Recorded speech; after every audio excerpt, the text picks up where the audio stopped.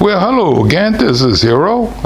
Today we're going to be looking at, well, actually we've seen this thing a number of times, but a few others that are Chinese elms. Most of the small ones were root cuttings, but one thing in common, they all are root over rock.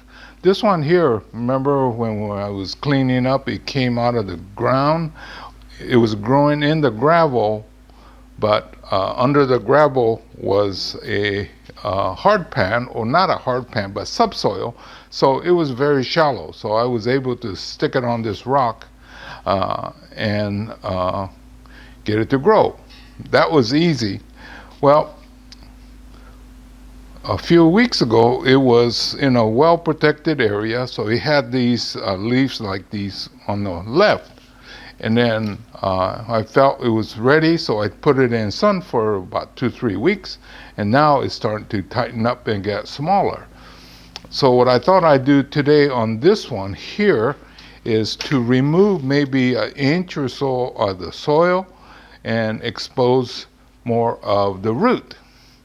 And the others are more behind schedule, so we will be trimming so that we could get to this stage probably later, either this year or next year.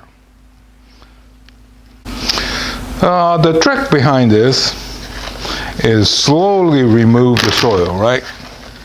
So, and there's no exact formula. Kind of have to base it on your past experience. If you have none, you might make a mistake or two. But slowly remove. And then what happens is the root and then as it gets exposed to sunlight, the root becomes bark on it. And then it's okay, but you got to do it slowly. So what you do is slowly remove. And if you jump the gun and remove too much, it'll burn, and if you're lucky, it'll disfigure.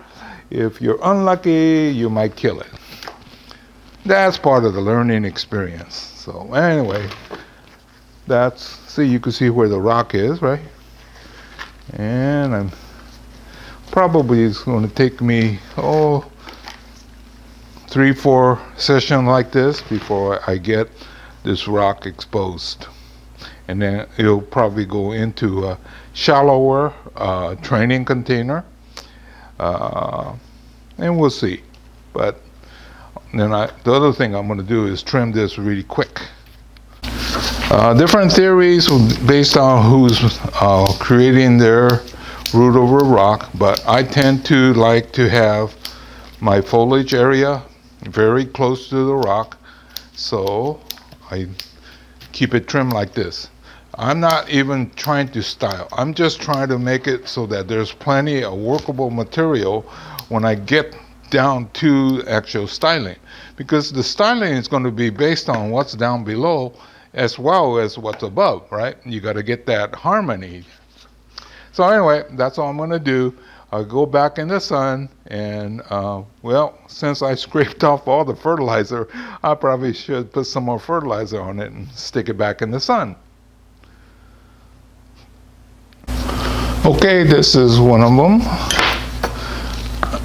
I'm thinking that maybe these were smaller roots that came off of the bigger one, but I can't remember. But the date is very close, or right on the same date as the big ones. So anyway, it started as a root cutting. So root cutting, there was no foliage. And the date was March the 25th. So it's probably off the big one, the smaller one here. And then I stuck it on a rock, and we call it root over rock. Well, what happens, I think I explained before, when it comes out of a wound like that, multiple comes out. And we want one line to take the lead. So by removing the others and not pruning these, that should happen. and not distant future, right? So we get this thing to go so that it becomes thicker, and then we take and cut that. And then in terms of exposing the root yet, it's too early. That big one was not a root cutting, so it had the potential to start being exposed. But this one, we should wait a little bit longer.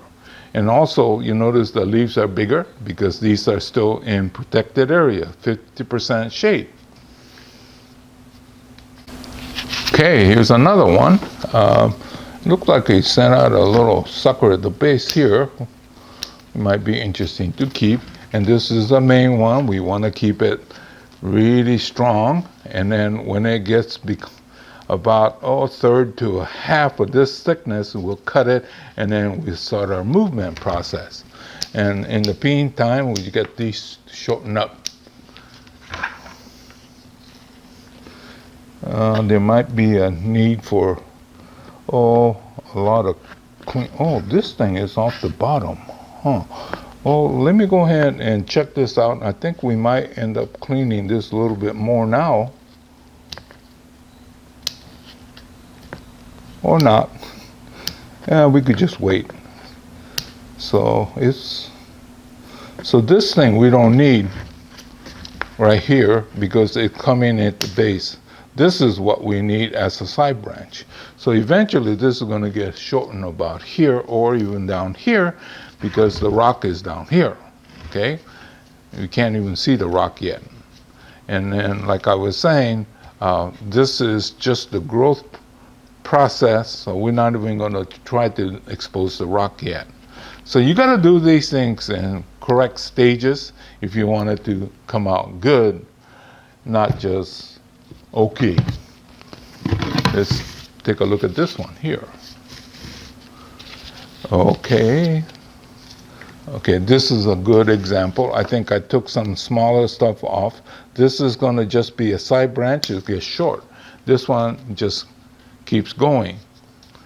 Actually, sometimes I'll cut it like this and let it keep going, but main purpose is to fatten this so the transition between here and here is not so abrupt.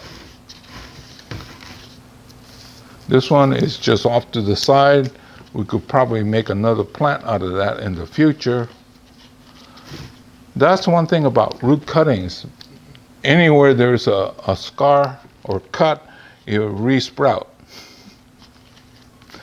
That's why if you put a Chinese elm in the ground and you decide you don't want it, you have a heck of a time getting rid of it, because any root that's still left will eventually sprout. I have some areas that don't even get watered, and then even 5 years later, I've seen some things come up. This is, I think, headed more towards Shohin size. The same principle. You leave one untouched and others, but I'm not sure if this is in the right location. This might be better, so I'm going to cut this short. And then it sets it back, but in terms of location, this was much better location, so I might as well do that. And it's only been a few months, right? Well, I mean, let's see, March, 4 months. But I find this, especially when you're making root over rock, elm, zelkoba, and things like that, if you start from a root cutting, it's the quickest because the root itself is pliable, right? And so you could get it close to the rock, and then the success rate on these are pretty high. So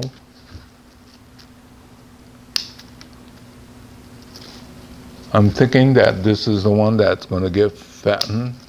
So these will be short, and then one will stay as a side branch, and then others will probably go. And then those of you that have not followed me that long, I'm using electrical tape to tape it down. And yeah, it's, you'll hold I used to try to use more of the green tape that gives. I saw one of my students doing this method, and I said, okay, I'll copy that. Yeah, when you're teaching, you a lot of times you end up learning from your students. Anyway, maybe I'll just do that, and then, but the same principle applies. We'll let this grow. And I think these are ready to be fed now, because initially when you're starting out, you don't put fertilizer on these.